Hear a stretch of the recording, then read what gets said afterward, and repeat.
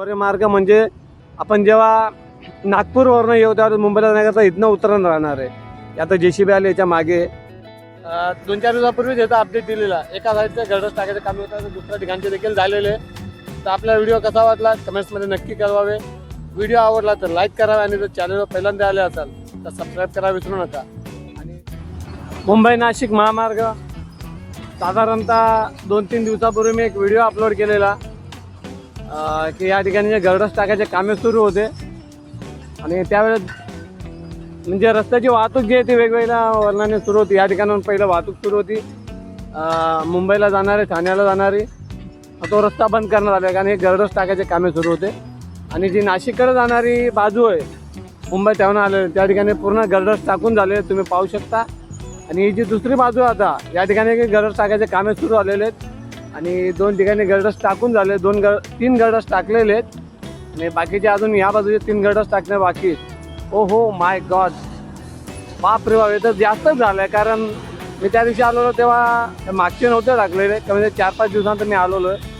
शनिवार, शुक्रवार, शनिवार, रविवार, सोमवार 4 ते 5 दिवसाचा गॅप गेला. आणि ते पाहू शकता तुम्ही वरती देखील कामे सुरू आहेत. बहुतेक तो बाजूला गड आत्ताच टाकून झालेला असावा. काच आपल्यासाठी आपले मराठी यूट्यूब चॅनल मुंबई नाशिक महामार्ग हे कल्याणहून येऊन नागपूरच्या दिशेने जाण्याकरता समृद्धी महामार्गाचं वळण राहणार आहे. एक छोटी माहिती आपल्याकरता आपल्या मराठी यूट्यूब चॅनलवर की समृद्धी महामार्गाचे जे मुख्य वळण आहे तिला साईदारा इंटरचेंज बोलतात. त्या साईदारा इंटरचेंजवरनं नागपूरच्या दिशेने जाण्याकरता जेव्हा मुंबई ठाण्याहून येऊ त्यावेळेस नागपूरच्या दिशेला जाण्याकरता जे मुख्य वळण राहणार आहे ती ही वळण.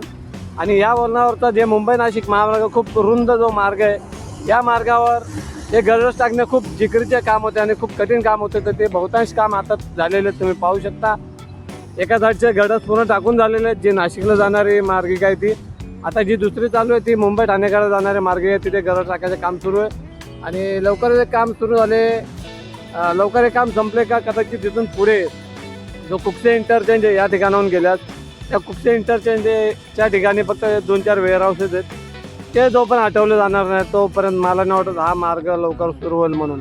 आणि इथे देखील काम कमीत कमी काम इथलं क्लिअर करून मोकळे होणार आहेत जेणेकरून तिथले जे वेअरहाऊस जर हटवले कुपसे इंटरचेंजचे तर हा जो मार्ग आहे हा नंतर विलंब होणार नाही. हा मार्ग लगेच सुरू होऊ शकतो. असं एक छोटीशी माहिती आपल्याकरता आपले मराठी यूट्यूब चॅनल मी योगी रत्ना आंबावले नेहमी वेगवेगळा अपडेट 2-4 दिवसापूर्वीच याचा अपडेट दिलेला. एका साईडचं गडस टाकायचं काम होतं दुसऱ्या ठिकाणचे देखील झालेले. तर आपला व्हिडिओ कसा वाटला कमेंट्समध्ये नक्की कळवावे. व्हिडिओ आवडला तर लाईक करावे आणि जर चॅनलवर पहिल्यांदा आले असाल तर सबस्क्राईब करायला विसरू नका. शेअर करा जेणेकरून लोकांना समृद्धी महामार्गाच्या मुख्य वळणाची माहिती भेटेल. खास आपल्यासाठी मुंबई नाशिक महामार्ग साईदारा इंटरचेंज, याला साईदारा इंटरचेंज म्हणतात. इथून समोर एक तुम्हाला जी उतरण दिसत असेल मी झूम करून दाखवतो. हे बघा भुयारी मार्ग दिसतोय आणि त्या बाजूला जी भिंत आहे तो भुयारी मार्ग म्हणजे आपण जेव्हा नागपूरवरनं येऊ त्यावेळेस मुंबईला जाण्याकरता इथनं उतरण राहणार आहे. आता JCB आले याच्या मागे किंवा नागपूरहून सोडा जेव्हा दिल्ली मुंबई एक्सप्रेसवे मार्गे आपण जेव्हा गुजरात किंवा दिल्ली त्यावेळेस देखील कुपसे इंटरचेंजनं वळण घेतलं आपल्या मुंबई ठाण्यासाठी त्याच मार्गावरनं खाली उतरणे. एक छोटीशी माहिती आपल्याकरता आपले मराठी यूट्यूब चॅनलवर खास आपल्यापर्यंत पाहू शकता. इथे गडस वगैरे हा मी पुरं तुम्हाला आता वरचा भाग देखील दाखवला असता परंतु कामावर जायला उशीर. जसे की तुम्हाला मी अनेकदा सांगितलं मी जॉब करून सर्व काम करतो. 10 वाजेवर मला कामावर पोचायचं असतं आणि आता 9:40 होऊन गेलेले आहेत. तर चला भेटूया पुढच्या व्हिडिओत पुन्हा एकदा नवीन अपडेट्सचं आपल्या मराठी या यूट्यूब चॅनलवर.